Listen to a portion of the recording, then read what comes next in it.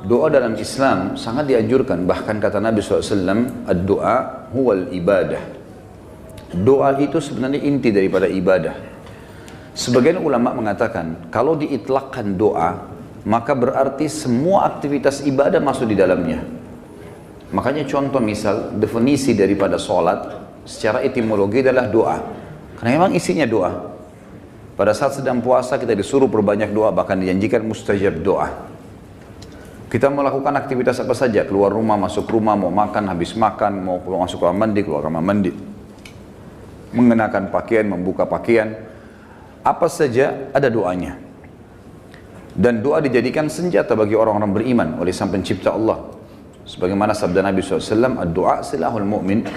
Doa adalah senjatanya orang-orang beriman. Hadis ini masih diperselisihkan para ulama, tetapi memang dijadikan sebagai gambaran oleh para ulama yang lainnya tentang masalah bab doa, karena dia hanya dukungan, dia bukan menjadi sebuah intisari daripada bahasan itu. Artinya orang mukmin bisa berdoa kepada Allah sehingga menjadi senjata bagi dia untuk menolongnya dalam segala masalah yang sedang dihadapi. Kita dianjurkan teman-teman sekalian agar selalu doa, dan doa adalah munajat atau curhat, menyampaikan hajat kepada Sang Pencipta, dan tidak boleh lepas. Saya sudah sering ulangi dan saya ulangi lagi sekarang. Doa ini jadikan sebagai rutinitas kita. Dan tidak ada aktivitas kecuali diikuti dengan doa. Sampai pada tingkat antum mau masuk ke satu tempat, mall, mau beli baju, minta sama Allah parkiran. Minta sama Allah dimudahkan maksud saya. Ya Allah mudahin saya dapat parkiran ini. Ya Allah mudahin saya membeli baju itu. Ya Allah mudahin saya masuk ke restoran untuk makan makanan itu. Ya Allah mudahin untuk saya bertemu sama orang ini. Ya Allah mudahin usaha saya ini. Ya Allah mudahin kuliah saya ini. Ya Allah mudahin pernikahan saya ini. Dan seterusnya. Diikuti dengan doa. Dan doa itu kata ulama adalah ibadah. Dalam arti kata, kita sudah melihat hasilnya atau tidak melihat hasilnya, tetap dicatat pahala oleh Allah Subhanahu wa ta'ala. Kalau masih ingat sebuah athar yang saya sebutkan, orang-orang yang rutin berdoa di dunia selalu menyampaikan hajat-hajatnya kepada Allah Subhanahu wa ta'ala. Dia lihat hasilnya atau tidak lihat hasilnya. Maka orang-orang seperti ini yang belum melihat hasil dari doanya, seakan-akan bagi dia mungkin belum diijabah, maka dalam sebuah riwayat dikatakan akan datang orang-orang seperti ini hari kiamat diberikan pahala bergunung-gunung. Lalu mereka kaget, pahala dari mana ini? Bertanya pada para malaikat.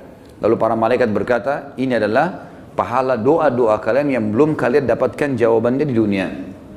Maka pada saat itu mereka semua berharap kalau semua doanya selama di dunia tidak diberikan di dunia, tapi diberikan di akhirat, karena besarnya pahala yang didapatkan. Kita dianjurkan untuk membaca doa-doa positif, dan selalu kita berpikir positif juga pada Allah, itu bersangka baik. Tidak ada doa yang dimulai teman-teman sekalian, baik dengan Rabbana, wahai Tuhanku dan penciptaku, atau Allahumma, ya Allah, atau apa yang kita ucapkan, kecuali pasti sudah ada garis finishnya. Kalau kita sudah mulai start, kita sudah tahu pasti ada finishnya. Tinggal semua jawaban yang Allah kasih kepada kita, semua jawaban yang Allah kasih dari permintaan doa kita, itu mengikuti proses sistem atau sunnatullah yang telah Allah berikan kepada kita. Maksudnya ada prosesnya. Jadi kalau kita berdoa, berarti sudah ada garis finish. Tinggal mungkin seminggu, mungkin sebulan, mungkin setahun. Mungkin ada orang berdoa bertahun-tahun, baru Allah SWT berikan kepada dia. Karena bobot dari permintaannya besar. Maka Allah SWT sesuaikan dengan sunnatullah atau sistem yang dia telah buat dalam kehidupan manusia itu sendiri. Nabi SAW sebaliknya teman-teman melarang kita berdoa, mengucapkan kalimat-kalimat yang berbau permohonan atau permintaan, sadar atau tidak sadar, yang buruk. Kata Nabi SAW dalam hadis Bukhari, janganlah seseorang di antara kalian mengucapkan kalimat doa, permintaan, atau munajat, atau penyampaian sesuatu kepada Sang Pencipta yang buruk, baik buat dirinya, baik buat keluarganya, baik buat hartanya, karena jangan sampai malaikat lewat dan mengiyakannya.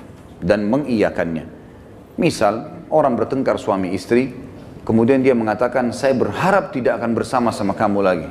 Dia nggak sadar kalimat ini bisa jadi doa, walaupun dia dalam kondisi emosi. Tidak boleh orang, saya pernah sampaikan kalau masalah anak-anak, kamu nakal sekali. Atau mungkin dia ucapkan tentang rumahnya, kendaraannya, sial tempat ini, panas, tidak beruntung tempat ini, atau bahasa apalah. Doa-doa atau kalimat-kalimat yang terlantunkan seperti ini yang akhirnya sama saja munajat tapi buruk buat dia, buat keluarganya, buat tunggangannya, buat hartanya, namanya laknat. Namanya laknat. Sudah paham makna laknat? Hah? Mana suaranya?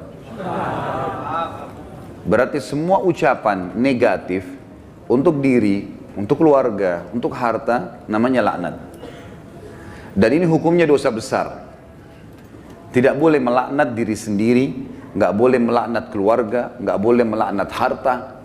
Dan laknat saya bilang tadi, masuk di dalamnya semua perkataan yang akhirnya berisi munajat, harapan, permintaan, tapi negatif. Ini nggak boleh. Dan ingat teman-teman, bukan cuma sekedar tidak boleh, Imam Adz-Dzahabi masukkan dalam dosa besar. Kita nggak boleh melaknat diri sendiri, nggak boleh melaknat juga orang lain, nggak boleh melaknat harta, nggak boleh melaknat benda, nggak boleh semuanya. Dan kita akan baca nanti ada hadis, ada seekor unta yang dilaknat oleh pemiliknya, maka Nabi SAW suruh penduduk Madinah Muslimin meninggalkan unta itu. Jangan ada yang sentuh lagi unta itu, karena sudah dilaknat oleh pemiliknya. Hanya karena pada saat pemiliknya nunggangi dia, kaki unta ini kesentuh batu, akhirnya dia hampir jatuh.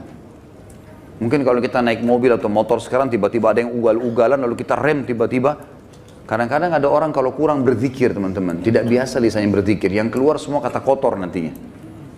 Tapi kalau orang biasa berzikir, oh subhanallah, Allahu Akbar, dia berzikir lain. Itu positif karena dia sudah terbiasa berzikir maka keluar kalimat itu. Atau tabrakan tiba-tiba, naudzubillah.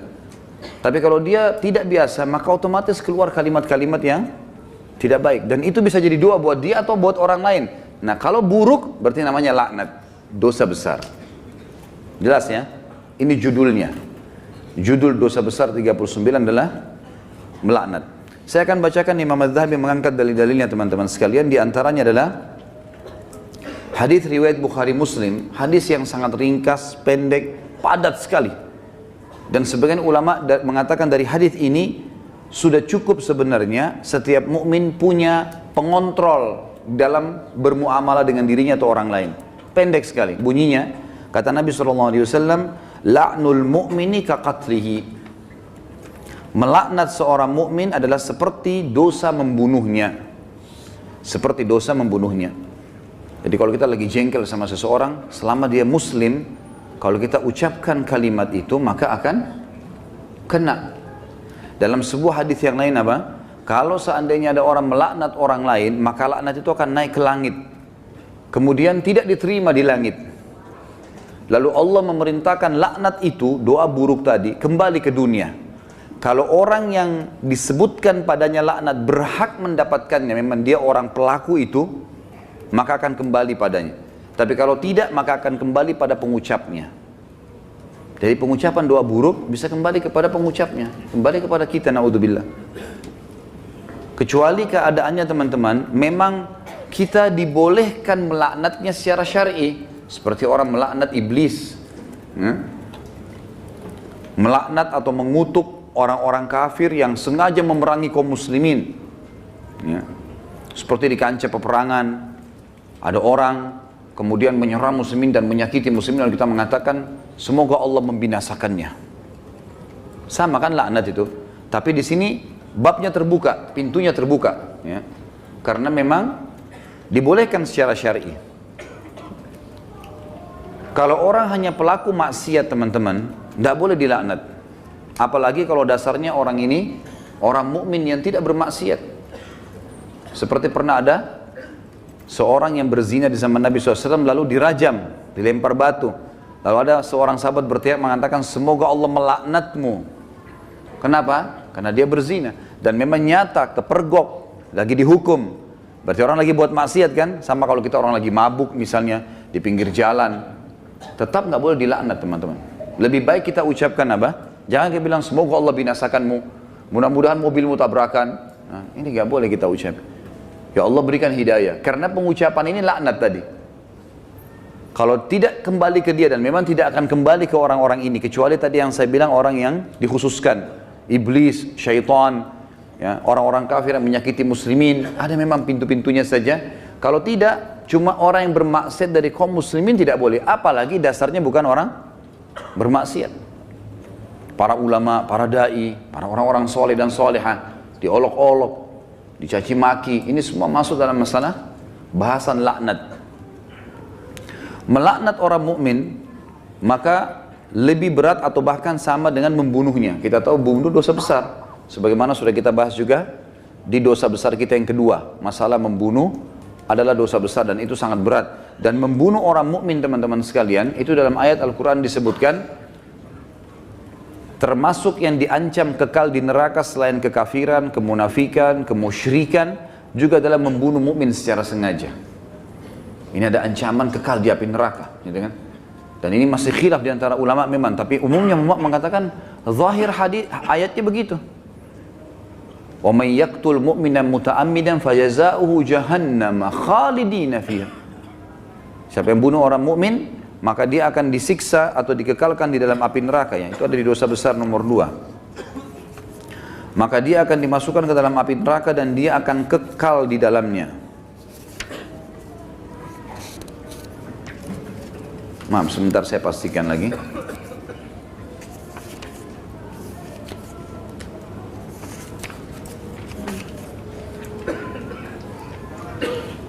Iya.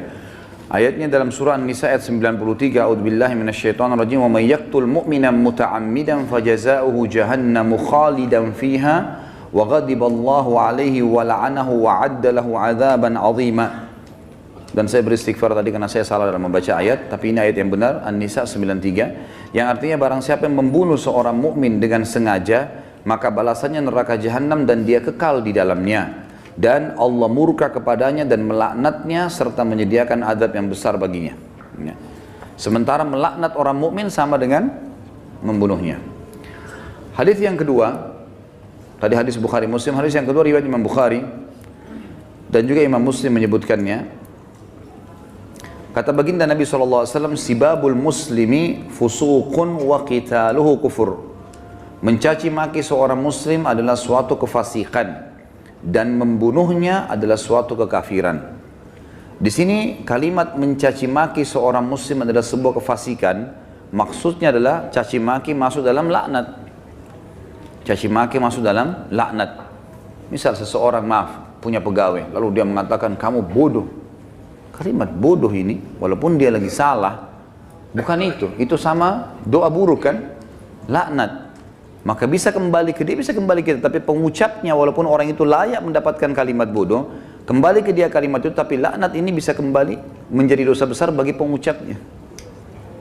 Dan lebih baik jangan diucapkan. Lebih baik jangan diucapkan. Beda kalau kita menghardik perilaku.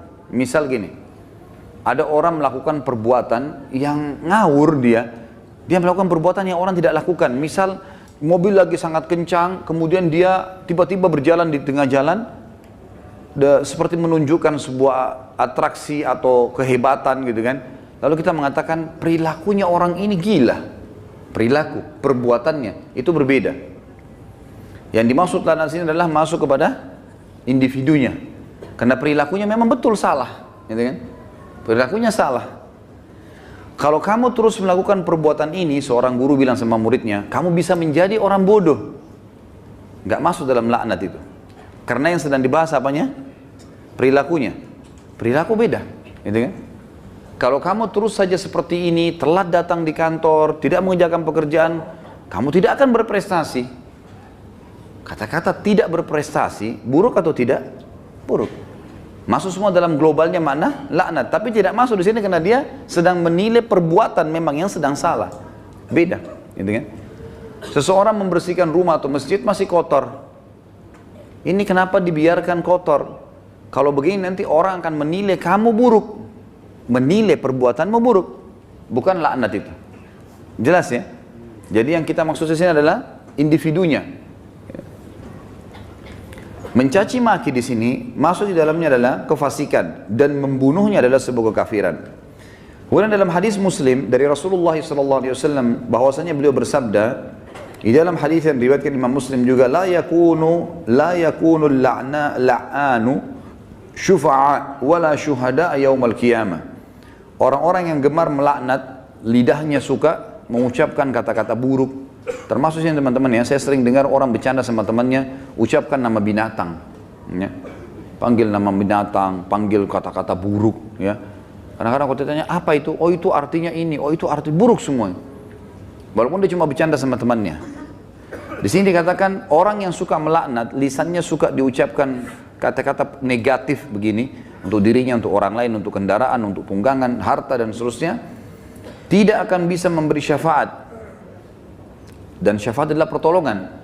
Saya pernah tekankan teman-teman, syafaat itu akan didapatkan bagi kalau manusia biasa kayak kita, kalau timbangan amal kita sudah lolos. Kalau kita sudah ditimbang amal baik, amal buruk, lalu amal baik kita lebih banyak, maka kita akan bisa memberikan syafaat orang lain. Sebagian ulama mengatakan sesuai dengan kadar lebihnya pahalanya dia. Misal pahalanya 10.000, dosanya 100, maka lebihnya, selisihnya dia bisa membantu orang sejumlah itu, tapi bukan diambil pahala dia, cuman kadarnya saja. Ini ulama ambil daripada hadis Nabi SAW yang berbunyi, sesungguhnya akan ada dari umatku yang bisa memberikan syafaat sejumlah suku Mudar. Suku Mudar adalah suku Arab yang sangat banyak jumlahnya, gitu kan. Ada orang kena banyak sekali amal solehnya, dosanya sedikit, dia lolos, kemudian dia bisa memberikan pertolongan sampai satu suku, gitu kan. Lalu lanjutan hadis kata Nabi SAW, dan ada juga di antara umatku yang akan saking besarnya dosa yang dia lakukan, yang akan membesar di neraka sampai dia sendiri menjadi salah satu sudut neraka itu. Tapi saksi bahasan kita potongan pertamanya. Orang yang suka melaknat teman-teman tidak boleh memberi syafaat. Sebagian ulama mengatakan syafaat di sini masuk dunia dan akhirat. Artinya kalau ada orang mau merekomendasikan orang lain, tidak layak dia bisa memberikan rekomendasi kalau dia sendiri suka melaknat, suka menghardik, suka mencaci maki, suka menyalahkan, ya, mendoakan yang buruk. Dan juga dia tidak akan menjadi saksi untuk umat-umat yang lain yang disampaikan risalah pada mereka pada hari kiamat. Karena nanti kita akan menjadi saksi hari kiamat. Nanti dalam sebuah hadis dikatakan Nuh alaihissalam didatangkan oleh Allah di mahsyar bersama dengan kaumnya. Lalu Allah tanya, hai Nuh, kau sudah sampaikan belum apa yang saya perintahkan? Kata Nuh, sudah ya Allah. Tanya kaumnya, apakah Nuh sudah dakwakan kalian? Enggak pernah Nuh datang kepada kami. Lalu kata Allah SWT kepada Nuh, siapa saksimu Nuh? Dia bilang Muhammad dan ke umatnya. Dipanggillah Nabi Muhammad SAW dengan kita semua memberikan syafaat. Ya, kita memberikan kesaksian, bahwasanya betul Nabi Nuh sudah menyampaikan dan kami terima dalam Al-Quran dari surah Nuh engkau turunkan ya Allah, jumlahnya sekian ayat, lalu ayat-ayatnya ditilawakan sehingga kaum Nuh tidak bisa membantah. Karena apa yang mereka lakukan Allah sudah sampaikan dalam Al-Quran. Nah, orang yang suka melaknat tidak bisa ikut-ikutan memberikan kesaksian. Tentu ini sebuah kebanggaan pada hari kiamat, ya. Karena kita bisa jelas, oh ini umat Muhammad, umat yang terbaik, karena kita umat terbaik. Sebagaimana sabda Nabi SAW dalam sebuah hadis yang sahih yang lain, tidak ada satupun umat sebelum kalian kecuali berharap menjadi kalian, gitu kan? Karena besarnya fadilah kita sebagai umat Nabi Muhammad SAW. Nabi SAW juga mengingatkan agar setiap muslim tidak boleh memilih teman yang suka melaknat atau lisannya suka mengucapkan kata-kata yang tidak baik. Nah, itu disebutkan di dalam riwayat Imam Muslim. Kata Nabi SAW, la yambagi li sadiqin an yakuna la'anan. Tidaklah patut bagi seorang teman menjadi seorang tukang laknat atau suka melaknat. Kita sudah tahu kalau kita ketemu kemudian dia suka mencaci maki atau ucapkan kalimat buruk buat dirinya kah, buat orang lain kah, gitu kan? Itu semua buruk. Ya, ini buruk teman-teman sekalian. Sama dengan yang saya lihat orang sering sebut di Jakarta lata, sembarangan ucap-ucapan. Dan ini saya, Allahu a'lam, saya pribadi melihat, mungkin saya salah ya, tapi saya melihat ini mungkin karena dibiasakan saja. Dianggap bahan bercandaan awalnya, lama-lama jadi kebiasaan dia. Lama-lama, karena ini kalau kita tanyakan di teman-teman medis mungkin tidak ada penyebabnya ini. Bukan orang yang gila. Jadi dia cuma karena menganggap lucu, dia anggap juga orang-orang anggap dia jadi lucu, jadi ngucapin kata-kata yang tidak baik. Ini juga masuk. Kalimat-kalimat buruknya bisa jadi laknat karena orang yang tidak dihitung, tidak dihisab oleh Allah, hanya anak kecil sebelum balik, orang gila sampai sadar, gitu kan? Dan juga orang tidur sampai dia bangun. Selain daripada ini akan dihisab oleh Allah Subhanahu wa taala. Orang mukmin secara umum yang dihasankan hadisnya oleh Imam Tirmidzi, dilarang juga menjadi orang yang suka melaknat, menyalah-nyalahkan, berkata-kata buruk, menyakiti orang lain, sebagaimana sabda beliau sallallahu alaihi wasallam, laisal mu'minu bit-ta'an walal la'an walal fahish walal badhi. Bukanlah seorang mukmin yang sejati Orang yang suka mencelah, yang gemar melaknat, yang suka berbuat keji, dan suka berkata kotor atau menyakiti orang lain. Itu orang mukmin tidak usah. Bahkan saya sudah pernah ajarkan teman-teman, kalau kita diajak ribut, diajak bertengkar, wa idza khatabahumul jahiluna qalu salama. Kamu begini, kamu begitu. Sudahlah, tinggalkan saja. Enggak usah ikut-ikutan. Karena dua orang yang bertengkar, dua-duanya jadi jelek mukanya. Kenapa antum mau ikut-ikutan jadi jelek seperti dia? Karena kita manusia, ada emosi. Kalau lagi bertengkar dengan orang, enggak usah baca WA-nya, enggak usah baca SMS-nya. Enggak usah dilihat. Baca Al-Quran, berzikir kepada Allah, doain supaya dapat hidayah. Belum lihat, mungkin dia marah. Semoga Allah kasih hidayah. Selesai. Insya Allah Allah kasih kebaikan itu. Nanti Allah perbaiki. Gitu. Daripada ikut-ikutan. Ya. Karena dia buruk, kita buruk. Dia melaknat, kita bisa melaknat. Dua-duanya hanya kena keburukan. Dan kata Nabi SAW, kalau dua orang sedang bertengkar, maka laknat Allah turun kepada yang memulainya. Siapa yang memulai pertengkaran, dia yang dilaknat sama Allah. Jadi kalau laknat dari Allah melalui malaikat adalah diangkat berkah hidupnya. Kalau laknat kita, manusia kita mengucapkan, berarti kita berharap keburukan buat diri kita atau orang lain. Kalau dari malaikat, dari Allah itu diangkat berkah hidupnya. Kalau dua orang bertengkar, maka laknat Allah turun kepada orang yang memulainya. Dan yang tidak membalasnya terus didoakan malaikat agar dapat rahmat dan pengampunan. Sampai dia membalasnya. Kalau dia sudah balas, dua-dua kena laknat. Jadi tinggalkan saja. Kamu begini, kamu begitu ya, ngomong aja, kita jalan saja. Baik dia yang ngomong. Tulis SMS sampai 1000, tidak usah baca. Tidak usah baca. Kita baca, wah dia begini, balas lagi, habis umur gitu. Untuk apa? Kita kalau balas SMS, balas WA begitu bertengkar itu sudah bisa satu surah Al-Quran dibaca. Satu huruf 10 pahala. Benar nggak? Amalin ya. Jangan cuma benar-benar tapi. Contoh realita lapangan, banyak orang begitu. Jadi jangan buang-buang waktu, nggak ada gunanya. Orang mukmin itu tidak suka mencela. Memang tidak gemar, dia tidak mau. Nggak usah ribut-ributan. Kita jelaskan pada saat perlu. Kalau ada pun orang teman-teman, ada dosa besar nanti yang kita bahas, masalah tidak boleh berdebat. Kalau hal-hal yang kita anggap perlu berdebat, menjelaskan argumentasi dan ada manfaat, sampaikan. Gak ada manfaat, gak usah. Kalau diajak dialog, kemudian kita nanti jelaskan juga sama saja, gak ada perubahan, dan kita tahu ini sebenarnya salah, untuk apa kita berdebat? Gak ada gunanya kan? Gak ada gunanya. Pernah salah satu ulama di Madinah didatangi oleh seorang syekh Syiah dari Iran di musim haji, waktu kami masih mahasiswa di sana, diajak berdialog, kami mau berdialog. Syekhnya angkat Quran, kemudian dia bilang, di depan mahasiswa, saya mau berdebat dengan anda, tapi percaya nggak dengan ini? Quran ini, diangkat Quran, percaya nggak? Quran ini Quran ahli sunnah, 30 juz, Qurannya mereka 49. Kata dia, tidak, saya tidak percaya. Kata Syekh, saya tidak mau berdebat. Lalu rujukannya apa nanti? Nggak ada gunanya. Macam-macam mereka ucapkan, oh penakut, oh begini. Ngomong aja, silakan. Ukir kata-katamu sepanjang mungkin, tidak masalah. Tulis silakan sampai capek. Malaikat juga catat kan. Dan kalau laknat itu, doa itu tidak layak untuk orang itu, kembali ke siapa? Ke dirinya sendiri. Kamu bodoh, kamu begini. Dia sedang bilang, ya Allah jadikan saya bodoh, ya Allah jadikan saya begini, jadikan saya sial. Na'udzubillah. Hah? Paham ya? Alhamdulillah. Amalkan.